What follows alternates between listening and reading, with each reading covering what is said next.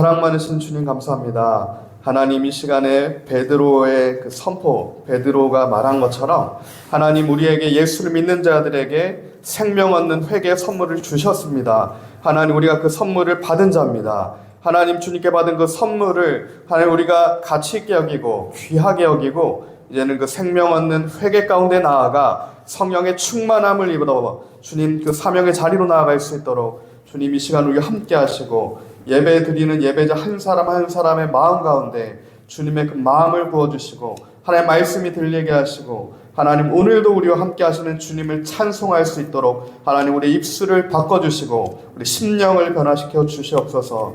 감사합니다. 주님만을 찬양하고 주님만을 높입니다. 예수님의 이름으로 기도합니다.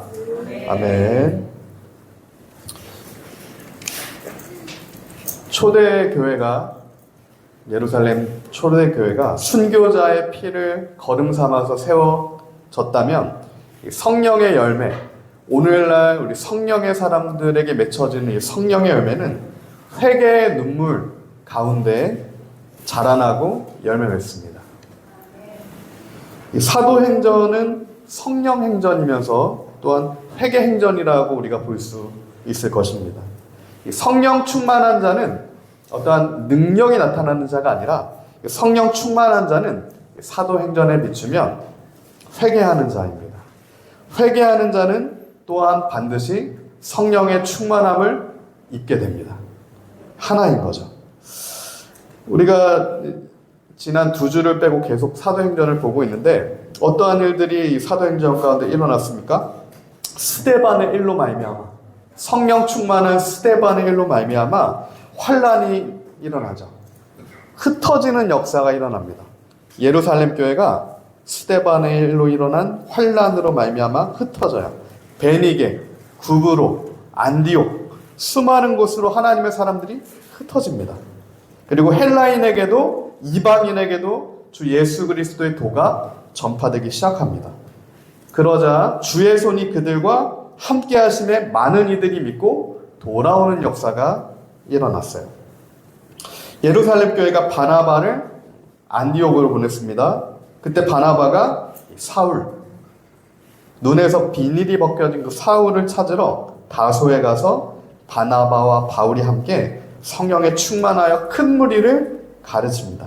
그리고 그리스도인이라 일컬음 받는 이제 주님의 자녀들이 그 안디옥 첫 이방 교회에서 그 교회로서 시작하게 되는 거죠. 이 모든 일이 사도행전의 11장까지의 모든 역사가 하나님께서 이 성령 충만한 교회 그리고 성령 충만한 사람을 통해서 하나님의 일들을 이루어 가시는 겁니다.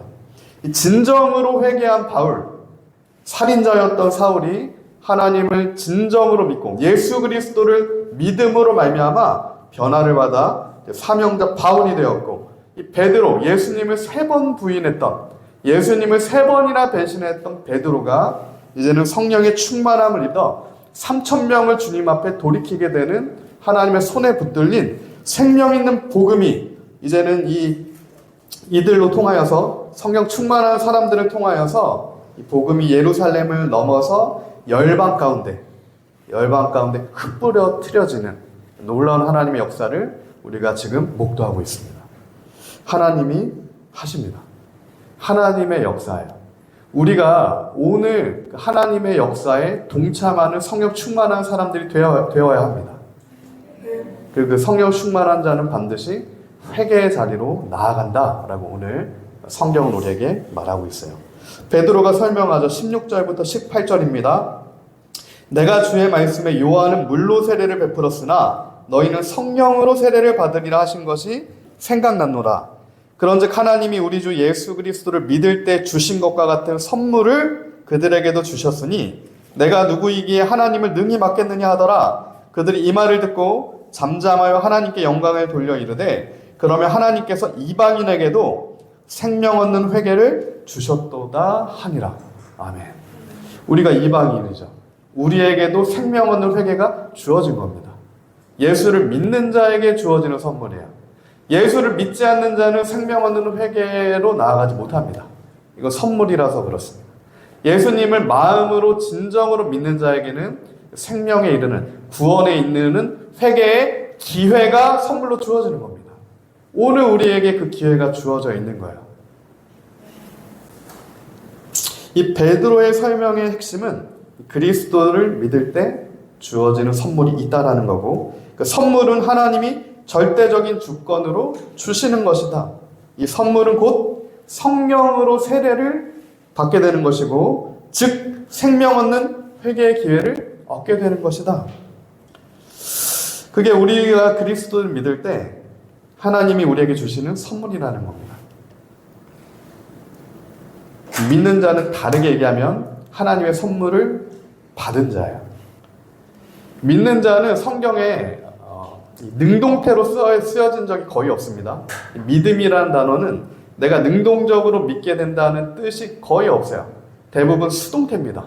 하나님이 믿음을 주셔서 우리로 믿게끔 하시는 거예요. 믿음이 하나님의 선물이기 때문에 그렇습니다. 우리에게 주시는 하나님의 그 믿음의 선물이에요. 그 믿음도 선물인데, 하나님이 주시는 이 믿음도 선물인데, 이 믿음으로 인해 더 본질적인 선물을 또한 받게 되게 돼 있어요. 그게 바로 오늘 베드로가 설명한 회개의 기회라고 하는 선물입니다. 눈이 가리워져 있을 때는 몰라요. 무엇을 회개해야 되는지. 하지만 하나님이 믿음을 주셔서 회개 자리로 나아가는 선물을 받은 자는 반드시 그 회개를 통해 성령의 충만함을 받고 하나님의 사명의 자리로 달려나아가게 되어 있습니다. 그러면 이 생명 얻는 회개는 도대체 무엇인가? 우리는 이를 예수님이 이미 이 비유를 통해 우리에게 하신 말씀을 통해 알 수 있습니다. 이 생명 얻는 회개에 대해서 예수님께서는 첫 번째 비유를 우리에게 보여주신 바 부자와 나사로의 비유가 있습니다. 부자와 나사로의 비유. 누가복음 16장에 보면 나사로는 거지입니다. 아무것도 없는 자예요. 집 앞에서, 부자의 집 앞에서 그 상에서 떨어지는 음식을 먹고자 했던 병든 거지였습니다. 그러나 부자는 그런 나사로를 보고 어떻게 했습니까? 전혀 돌보지 않고 무정하게 박대했습니다. 그런데 시간이 지나서 때가 참에 이 두 사람이 죽게 되죠. 그러자 이 나사로는 천국에서 아브라함의 품에 있었고요. 이 부자는 지옥에서 불꽃 가운데 고통을 받게 됩니다. 성경은 지옥이 있다라고 말합니다. 성경은 지옥에 대해서 되게 정교하게 묘사를 해요. 이사야 66장 24절에 보면 그들이 나가서 내게 패역한 자들의 시체들을 볼 것이라. 그 벌레가 죽지 아니하고 불이 꺼지지 아니하며 모든 혈육에게 가증함이 되리라. 영원한 불이 있는 곳, 영원한 고통이 있는 곳을 지옥이다라고 얘기합니다. 부자는 이러한 곳에 지금 꺼지지 않는 불 가운데 고통을 받게 된 거예요. 그러자 이 부자가 너무 고통스러우니까 이 고통을 조금이라도 줄이기 위해서 아브라함에게 부탁을 하죠. 나사로에게 물 한 방울만, 손끝에 물 한 방울만 찍어서 나로 혀를 서늘하게 해주십시오. 이러한 간구를 부자가 합니다. 그러자 아브라함이 대답하죠. 너는 살았을 때 좋은 것을 받았고 나사로는 고난을 받았으니 이것을 기억해라. 이제 그는 여기서 위로를 받고 너는 괴로움을 받느니라 라고 부자에게 아브라함이 얘기합니다. 결국 이 비유는 이 세상을 우리가 살아가게 되면서 자신만을 위해서, 자신의 탐욕만을 위해서, 나의 정욕을 이루기 위해서 회개하지 않고 계속해서 그 욕심의 탑을 쌓아가는 자들에게 경고하는 예수님의 메시지입니다. 돌이키라는 거예요. 그 탑을 부수라는 겁니다. 회개하라는 거예요. 예수님을 믿음으로 그리스도를 따라가는 그 사명자의 삶의 자리가 아니라 자신의 유익만을 구하는 자의 자리에 앉아있는 자들을 향한 예수님의 경고의 메시지입니다. 부자를 도울 수 있는 것이 많았습니다. 부자를 더 부자되게 도와줄 수 있는 것들이 많았어요. 뭐가 있습니까? 그의 재물이 그를 도왔습니다. 그의 친척들이 그를 도와줬어요. 수많은 사람들이 그 부자를 도와줬습니다. 화려한 가문이 그 부자를 더 부자되게 안전하게 도와줬다고요. 그것들이 부자를 도왔고 또한 부자는 그것들을 붙들었습니다. 반면에 이 나사로는 어떠했습니까? 이 나사로의 이름의 뜻은 하나님이 도와주신다라는 뜻이에요. 나사로란 이름의 뜻이 하나님이 도와주신다라는 뜻입니다. 하나님만 의지하던 자였습니다. 나사로는 병들고 헐벗은 거지였지만 그의 이름대로 오직 나의 구원이 하나님께만 있습니다. 하나님의 도움만을 구했기 때문에 하나님의 도움만을 받았던 자가 나사로였다고요. 나사로의 유일한 소망은 천국 소망이었습니다. 하나님의 도우심의 소망이었습니다. 이 땅의 소망이 아니었던 거예요. 오직 예수 그리스도만이 나사로의 도움이 되실 수 있는 겁니다. 이름처럼. 하나님만 바라고 하나님의 도움만을 구했던 나사로는 결국 죽어서 하나님의 그 도우심으로 구원의 손길을 통해서 천국에서 위로를 받게 됩니다. 오늘 우리에게도 이 나사로처럼 하나님의 그 도우심의 손길이 우리 모두에게 임하길 원합니다. 하나님이 우리를 도와주셔야 됩니다. 다른 것은 우리를 도울 수 없습니다. 영생에 이르는 도움은 오직 주의 손밖에 없다는 겁니다. 나사로의 이름의 뜻에 어원이 있어요. 나사로. 이게 바로 에젤입니다. 아자르. 에벤에셀 할 때 그 에셀이에요. 동일한 단어가 이 나사로입니다. 이 에벤에셀을 우리가 잘 알죠. 하나님이 여기까지 우리를 도우셨다라고 사무엘이 미스바와 센 사이에 돌을 하나 놓쳐 블레셋 군대가 진격해 옵니다. 이제 이스라엘 백성이 아직 이렇게 모아지지도 않았는데 블레셋에 수많은 군대가 전차가 몰려왔어요. 그때 사무엘이 무엇을 선포합니까? 미스바에서 회개를 선포합니다. 금식을 선포해요. 성회를 선포합니다.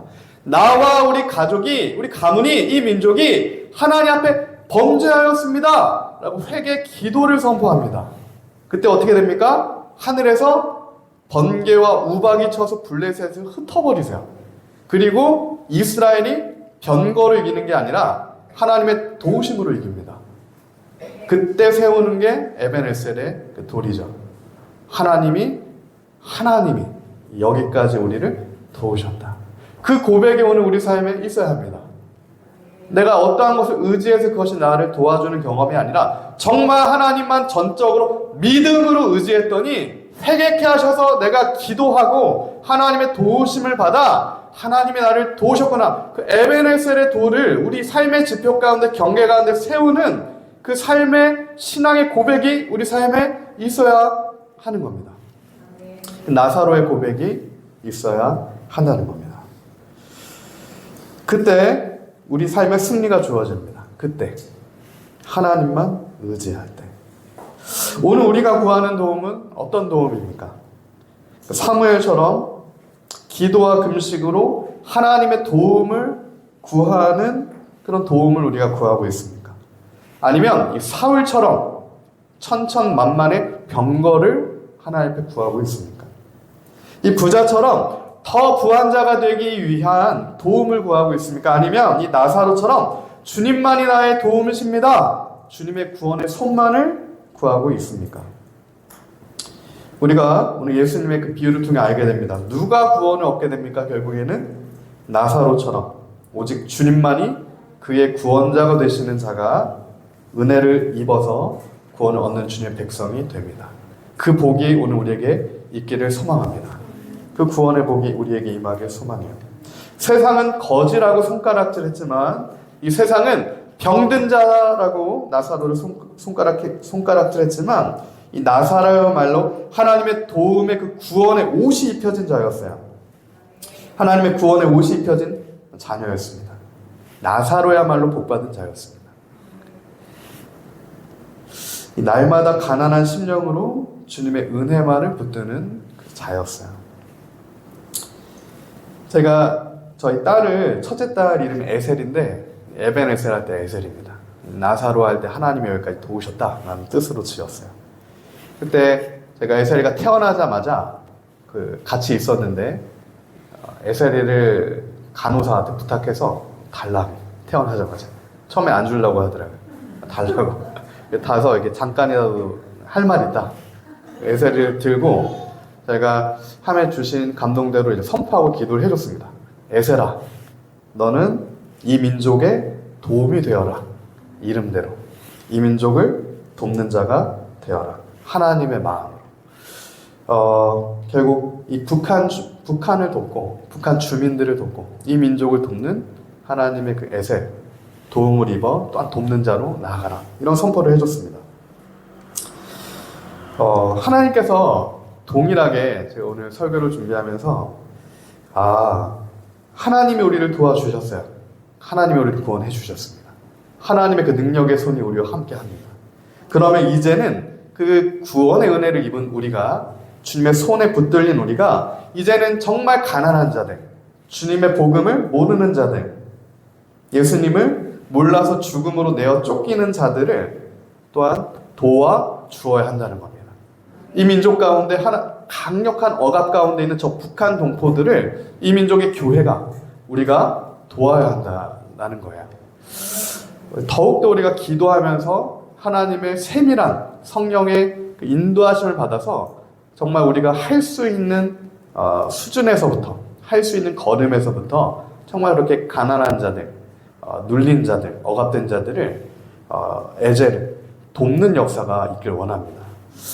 반면 이 부자는 그 아브라함에게 요청한 나의 목을 좀 축여주세요 라고 하는 그 요청이 거부당하자 다시 또 간구를 합니다. 이번엔 형제들을 위해 간구해요.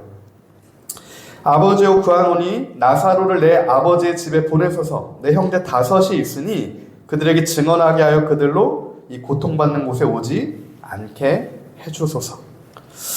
그러나 아브라함의 대답은 부정적입니다. 이 간구가 굉장히 마땅한 간구고 굉장히 이타적인 간구처럼 보이지만 아브라함은 부정적인 대답을 해요. 누가복음 16장 31절입니다. 모세와 선지자들에게 듣지 아니하면 비록 죽은 자 가운데서 살아나는 자가 있을지라도 권함을 받지 아니하리라. 무슨 말입니까? 여기서 모세와 선지자의 말이라는 것은 성경 말씀입니다. 하나님의 말씀이에요. 선포된 말씀입니다. 복음이에요. 이미 성경 말씀으로 충분하다라는 거예요. 죽은 자가 살아나서 아무리 증언해도 이미 주어진 하나님의 말씀을 믿지 않는 자는 죽은 자가 다시 나타나도 믿지 않는다는 겁니다. 따라서 살아있을 때, 우리에게 기회가 주어졌을 때 하나님의 말씀을 믿지 못하는 자는 죽은 자가 다시 살아나는 놀라운 기적을 목도할지라도 결코 예수 그리스도를 구원자로 믿을 수 없다라는 것을 우리에게 알려주는 겁니다. 이 천국은 눈으로 보고 가는 것이 아니라는 거예요. 오직 믿음으로 알고 믿음으로 가는 곳임을 보여줍니다. 오늘 우리에게 그 믿음이 있길 소망합니다. 보는 것을 믿는 믿음이 아니고요. 보이지 않는 것. 하나님의 말씀을 믿는 그 믿음이 있어야 합니다. 그리고 그 믿음의 눈을 들어 천국 소망을 붙드는 자가 이 땅에서 하나님의 도움만을 구하며 생명에 이르는 회개에서부터 시작할 수 있는 겁니다. 믿음의 눈이 있는 자만 회개의 토대로부터 시작할 수 있다는 거예요. 믿음의 걸음을 뛸 수 있는 겁니다. 그 자가 사명의 자리까지 나아갈 수 있는 겁니다. 다시 말하면요, 믿음이 있는 자는 회개하게 되고요, 회개하는 자가 사명의 자리로 나아가게 됩니다. 연계돼 있어요. 회개하지 않는 믿음은 거짓된 믿음이고요, 회개 없는 신앙 고백은 변죽만 울리는 나팔 소리에 불과합니다. 아무 능력이 없어요. 울리는 꽹과리와 같은 겁니다. 그렇기 때문에 성경은 우리에게 구원에 이르는 회개에 이르러라, 생명에 이르는 회개에 이르러라 라고 말하죠. 저는 갈망합니다. 저부터가 그 생명에 이르는 회개에 나아가기를 갈망해요.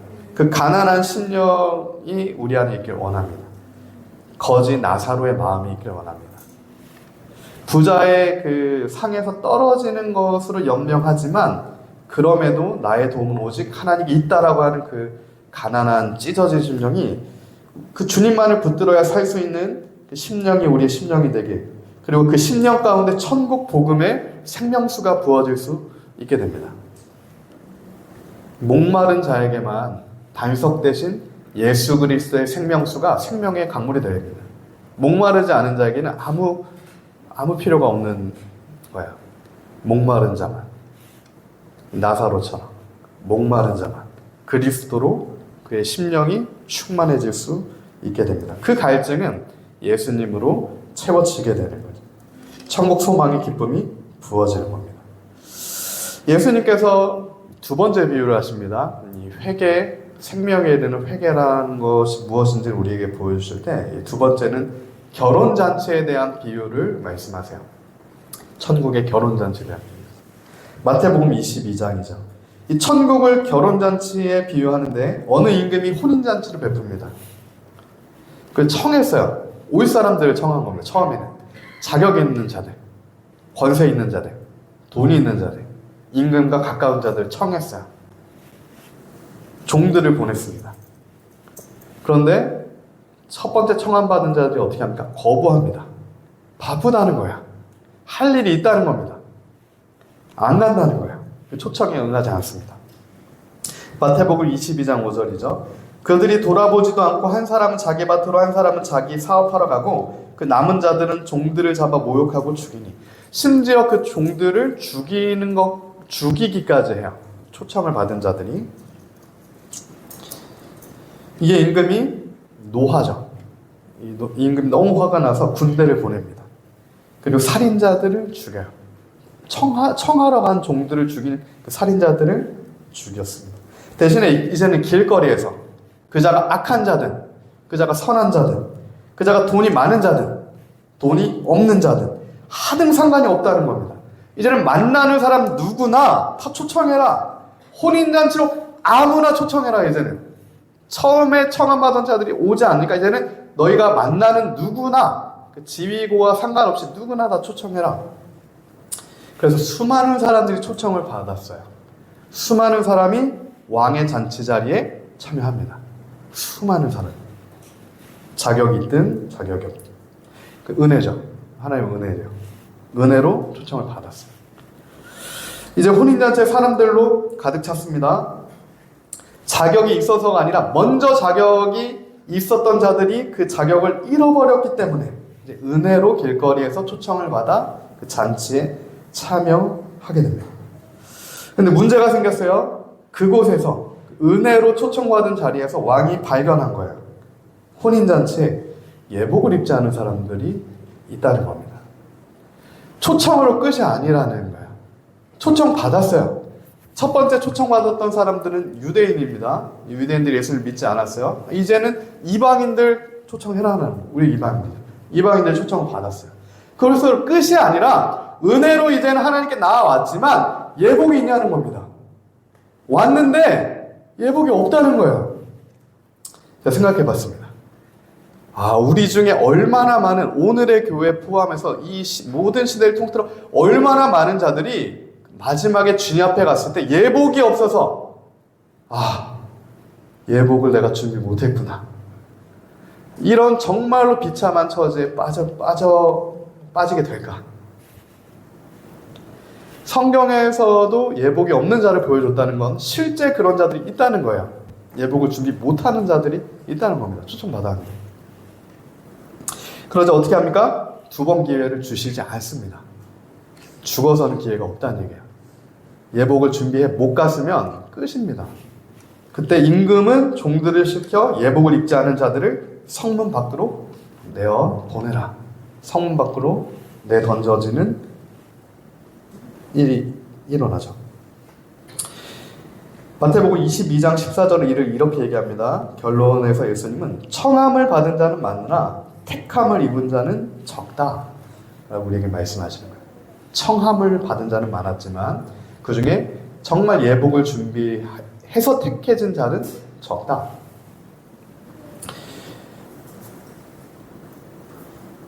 천국에 들어가기 위해서는 반드시 예복이 있어야 됩니다. 예복이 준비되어 있어요. 택함 받은 자는 예복을 받은 자예요. 택함 받은 자라고 하는 건 예복이 준비되어 있는 자입니다. 합당하게 예복을 준비하지 못하면 내어 쫓기게 될 거라고 예수님은 경고하시는 거예요. 그럼 여기서 우리가 갖추어야 할 예복이 뭐냐? 이 예복이 뭡니까? 선한 행실입니까? 어떠한 종교적인 열심입니까? 성경을 수백독 하는 게 예복을 준비하는 겁니까? 성경은 말합니다. 그것이 그런 게 아니죠. 이 예복은 그런 게 아니에요. 이 예복이 뭔지는 우리가 잠시 후에 나누겠지만 이 질문에 답하기 위해서 조금 더 본질적인 질문과 생각을 우리가 정립할 필요가 있는데, 먼저는 천국에 들어가기에 왜 예복이 필요한가를 우리가 생각해 봐야 돼요. 왜 예복이 필요한가? 예복 필요 없을 수도 있잖아요. 하나님 은혜로 되면 되는 거 아닙니까? 절대적인 주권을 가진 하나님이 그냥 나를 오늘 천국에 데려가시면 되는 거 아니에요. 근데 왜 예복이 필요하다라고 말씀하신가를 우리가 먼저 근본적으로 생각해 봐야 된다는 겁니다. 우리는 결론적으로 그 답을 창세기에서부터 찾을 수 있습니다. 왜 예복이 필요한가? 우리 모두 창세기 3장에 보면 우리가 지난번에 나눴었는데 아담과 하와가 선악과를 따먹죠. 그리고 선악과를 따먹었을 때 눈이 밝아져서 자신들이 발가벗겨진 것을 보게 됩니다. 3장 7절입니다. 창세기. 이에 그들의 눈이 밝아져 자기들이 벗은 줄 알고 무화과 나무 잎을 엮어 치마로 삼았더라. 여기서 이 벗다는 단어는 굉장히 부정적인 의미예요. 벗은 것을 보고는 굉장히 부정적인 의미입니다. 이 단어는 완전히 벌거벗겨진 상태예요. 완전한 수치를 나타냅니다. 완전히 발가벗겨졌어요. 점 하나에 숨을 곳도 없다는 거예요.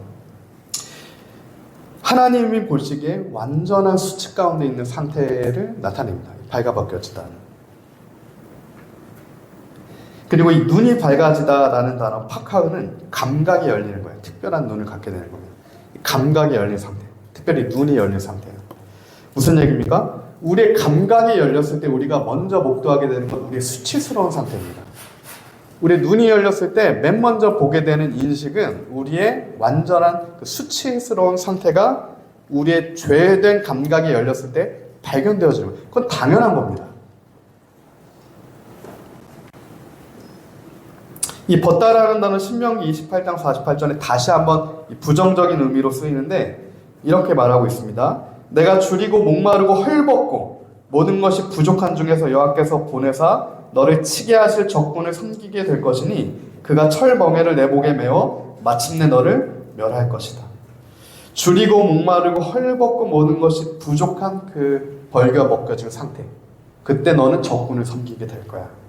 너는 멍에가 메어져서 멸망당하게 될 거야. 그게 수치를 당하고 있는 상태입니다. 그게 벌거벗겨진 상태가 이 상태예요. 신명기의 상태입니다. 그러므로 이 예복을 입어야 하는 이유가 바로 여기에 있습니다. 이 예복을 입어야 하는 이유, 이 원죄로 말미암아 우리가 하나님 앞에 수치스럽게 된 우리가, 수치스러운 모습이 된 인간이 다시 하나님 앞에 나아가기 위해서 반드시 수치를 가리고 하나님 앞에 나아가야 되기 때문에 예복이 필요한 겁니다. 그 예복이 없으면 이 수치가 가려지지가 않는 거야. 이 예복이 없으면 이 발가벗겨진 게 가리워지지가 않는 겁니다. 하나님 앞에 나갈 수 없게 되는 거예요. 하나님께서 이 죄의 수치로 얼룩진 인간에게 가죽옷을 입히셔서 에덴의 동쪽으로 내어 보내셨어요. 이 가죽옷은 첫 번째 주어졌던 옷, 이 가죽옷은 임시적인 옷이었습니다.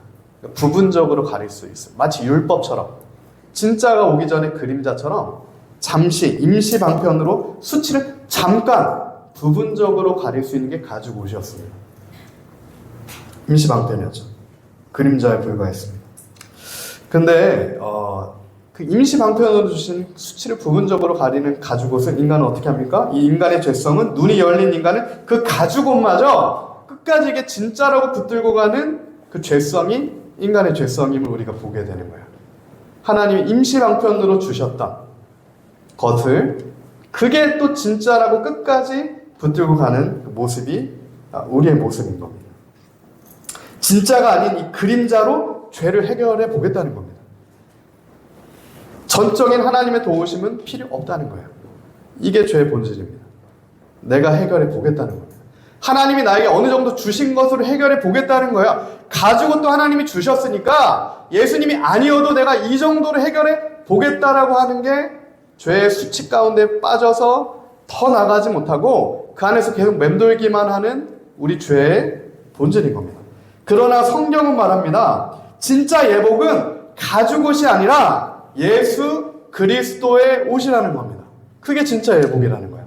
가죽옷으로 안 된다는 겁니다. 율법으로 안 된다고요. 도덕으로 안 됩니다. 선한 행실로 안 된다고요. 그 어떤 것으로도 안 됩니다. 예복은 오직 예수 그리스도의 옷이에요. 오늘 우리에게 예수 그리스도의 옷이 준비되어 있습니까? 예수 그리스도로 옷 입고 있습니까? 마지막에 하나님의 심판대 앞에 섰을 때 하나님이 평가하시는 그 옷은 그 예복밖에 없어요. 다른 예복이 아닙니다. 예수 그리스도의 옷을 준비해 왔는가? 이게 우리가 주 앞에 섰을 때 내어드릴 수 있는 유일한 옷입니다. 갈라디아서 3장 27절은 이렇게 말합니다. 누구든지 그리스도와 합하기 위하여 세례를 받은 자는 그리스도로 옷 입었느니라. 누구든지 그리스도와 함께하는 자, 그리스도로 옷 입은 자, 그게 예복입니다. 가죽옷을 이제 찢고 내가 붙들고 있던 하나님이 주셨지만 진짜가 아니에요. 하나님이 주셨지만 부분적으로 주셨던 거를 다 이제는 우리가 벗겨내고 완전한 예복, 진짜 예복, 그림자가 아니라 실체인 예수 그리스도를 붙들고 예수 그리스도를 믿고 예수 그리스도의 예복을 입으라. 이 그리스도의 옷은 이 갈라디아서 말씀처럼 그리스도와 연합한 자에게 주어진 옷이고요. 이 연합은 로마서 6장 말씀에 비추었을 때 진정한 회개를 통해 죄와 자신의 탐심에 대해 완전히 죽은 자에게, 그리스도와 함께 죽은 자에게, 그리스도와 함께 살게 되는, 그리스도와 함께 옷 입혀지게 되는 그 생명에 이르는 회개의 역사가 일어난다는 얘기죠. 완전한 죽음입니다. 완전한 죽음. 그리고 마음의 가죽이 완전히 찢겨진 자들에게 하나님의 은혜의 옷이 그때 입혀지는 겁니다. 그리스도의 옷을, 그 마음의 가죽옷이 완전히 찢겨진 자만 그리스도의 옷을 입을 수 있어요. 두 가지 옷을 한 번에 못 입습니다. 옷 두 개를 같이 못 입는다고요. 가죽옷을 입든 예수님으로 옷 입든 오늘 우리가 결단해야 됩니다.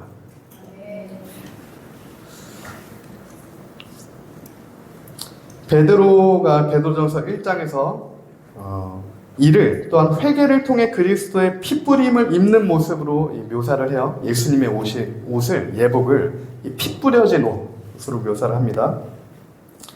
이는 우리가 회개하고 그리스도와 연합할 때 그리스도의 보혈을 통해 피 뿌려짐을 통해 주어지는 그리스도의 옷이라는 얘기예요. 이는 또한 결과적으로 빛의 갑옷인데 전신갑주입니다. 전신갑주. 성경이 말하는 그 전신갑주, 그게 우리가 입어야 할 예복인데 그 전신갑주가 바로 예수 그리스도세요.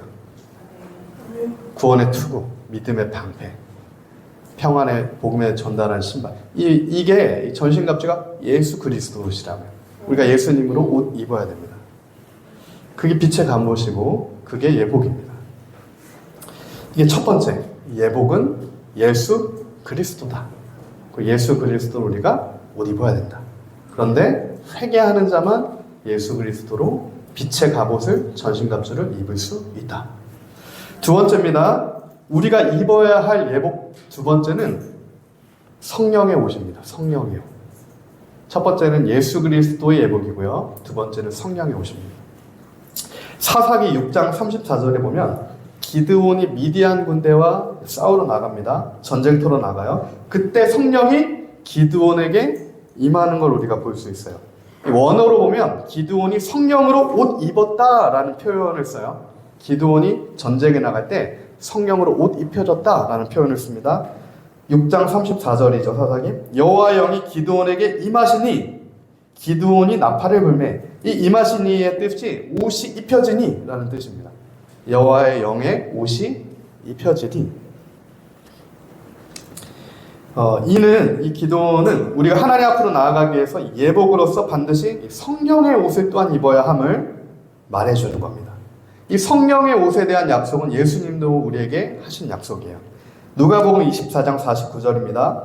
볼지어다 내가 내 아버지께서 약속하신 것을 너희에게 보내리니 너희는 위로부터 능력으로 입혀질 때까지 이 성에 머물라 하시니라. 위로부터 입혀지는 능력의 옷이 있다. 예수님이 말씀하셨어요. 너희가 기도해서 그 옷을 입어라. 사도행전의 마가의 다락방에서 기도하던 자들에게 그 성령의 권능의 옷이 입혀지죠. 이처럼 이 예수 그리스도와 성령의 권능의 옷을 입은 자들이 성령과 동행할 수 있는 자들이고요. 그 자들이 하나님의 선하시고 기뻐하시는 뜻을 분별하게 되고요. 그 뜻을 분별한 자만 하나님이 원하시는 사명의 온전한 자리까지 나아갈 수 있는 겁니다. 우리가 사도 바울처럼 완주해야 돼요.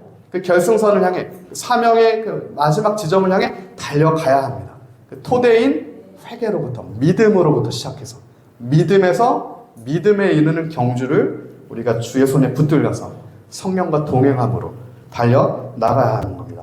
로마서 12장 2절이죠. 너희는 이 세대를 본받지 말고 오직 마음을 새롭게 함으로 변화를 받아 하나님의 선하시고 기뻐하시고 온전하신 뜻이 무엇인지 분별하도록 하라.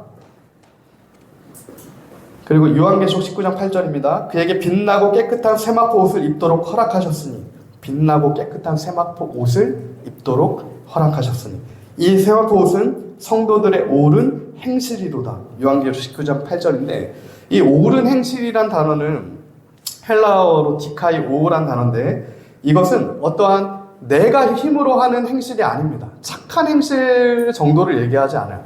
이건 완벽한 공의를 얘기합니다. 완전한 공의는 예수 그리스도의 의밖에 없어요.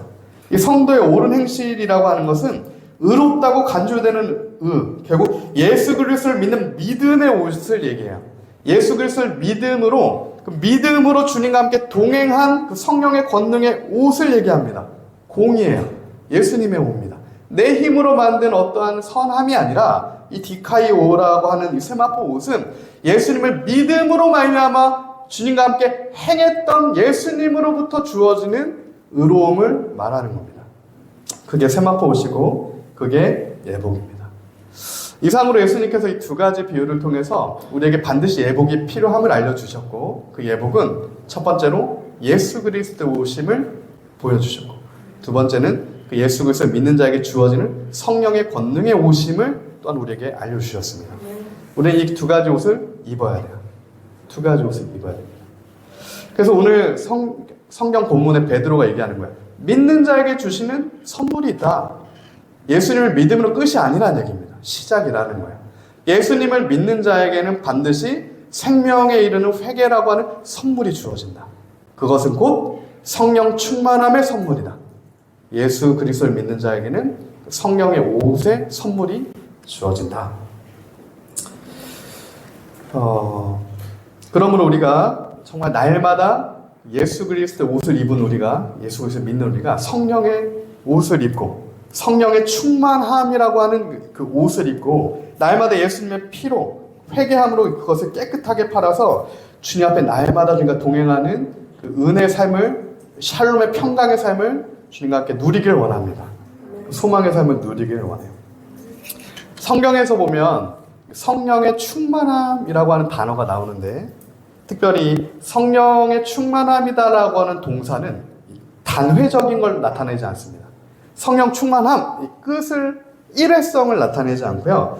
끊임없이 계속적으로 충만할 것을 요구하는 동사가 성령 충만하다라는 동사예요. 마치 자동차에 연료를 매번 우리가 채워 넣어야 하죠. 어느 정도 일정 거리가 되면 그 연료는 반드시 소멸되는 겁니다. 한 번 전체 돈을 풀로 채워 넣어가지고 갈 만큼 간다고 해서 계속 그게 있지 않다고요.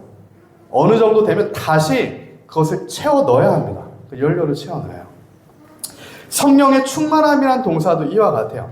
계속해서 날마다 하나님 말씀으로, 성령으로 충만하라는 요구입니다. 그러지 않으면 소멸된다는 거예요. 고갈된다는 겁니다. 옛날에 내가 옛날 경험으로 주님께 기도했던 그것으로, 옛날에 회개했던 것으로 안 된다는 겁니다. 오늘 우리가 정말 그 마음으로, 찢어진 심령으로 주님과 동행하는 그 마음으로 주님의 예복을 회개함으로 빨고 있는가? 그 성령 충만함이 오늘 우리 안에 있는가? 베드로는 오늘 우리에게 그것을 말하고 있습니다. 이 성령의 충만함은 반복적이고요, 계속 성취해가는 과정 중에 있는 겁니다. 그렇기 때문에 이 초대교회 성도들은 성령을 통해 끊임없이 하나님의 뜻을 구하고 하나님 안에서 기쁨을 추구하고 날마다 주님과 동행하는 삶을 살 수 있었습니다. 성령의 충만함이란 다시 말하면 성령의 온전한 지배를 받아서 나의 탐심과 소욕과 정욕이 십자가에서 그리스도와 함께 못 박히고 하나님이 주신 이제는 기쁨과 감사와 만족과 능력과 찬송으로 충만한 상태. 이게 샬롬의 평강의 상태가 성령 충만한 상태입니다. 오늘 우리가 점검해야 될 지표가 있다면 바로 이 지표예요. 나는 성령 충만한가? 내 안에 기쁨이 있는가? 찬송이 있는가? 회개로부터 시작된 감격이 있는가? 만약에 우리 안에 기쁨과 감사와 만족과 능력이 없다면 기쁨을 구할 게 아니라 회개의 지점부터 다시 시작해야 됩니다. 왜 그렇습니까? 회개의 기회를 선물로 주신 거기 때문에 그 선물 주신 것부터 시작해야 되는 거예요. 그리고 이 성령 충만할 때 비로소 믿음의 걸음, 믿음의 싸움을 싸울 수 있게 되는 거죠. 여호수아 3장에 보면 믿음으로 요단강을 건넙니다.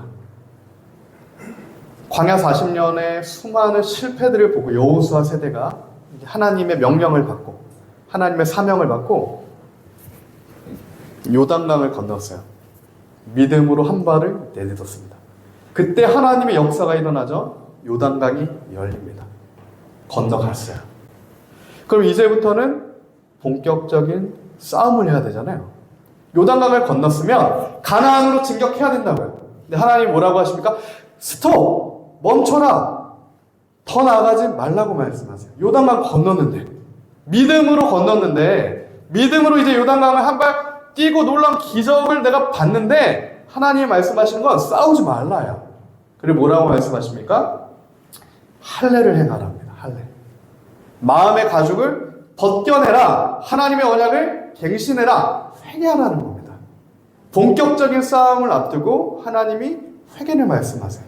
사무엘에게 말씀하셨던 방법과 똑같은 명령을 여호수아 세대에게 말씀하십니다.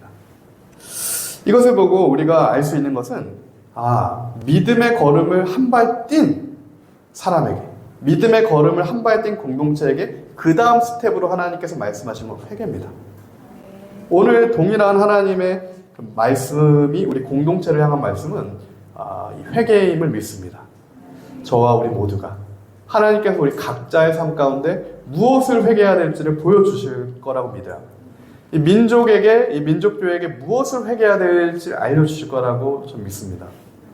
우리가 통일한국제가 시작되었다 선포하였고 하나님이 역사하실 거지만 그 시작점 가운데 이 나라 이 민족의 교회가 우리가 해야 될 붙잡아야 할 게 바로 하나님의 마음과 긍휼을 구하는 그 나사로처럼 가난한 마음을 가지고 하나님만이 나의 도움이십니다 라는 그 회개의 기도입니다. 그동안 내가 하나님만 나의 도움으로 삼지 않았던 것들을 회개합니다. 다른 어떤 게 아니라 내가 하나님만 나의 도움이다라고 생각하지 않았던 바로 그 지점의 회개로부터 우리 민족이 다시 나아가야 됩니다. 그때 하나님께서 이 북한의 새로운 역사를 시작하실 겁니다. 그들에게 주님의 그 돕는 손이, 구원의 손이 임하게 될 줄 믿어요.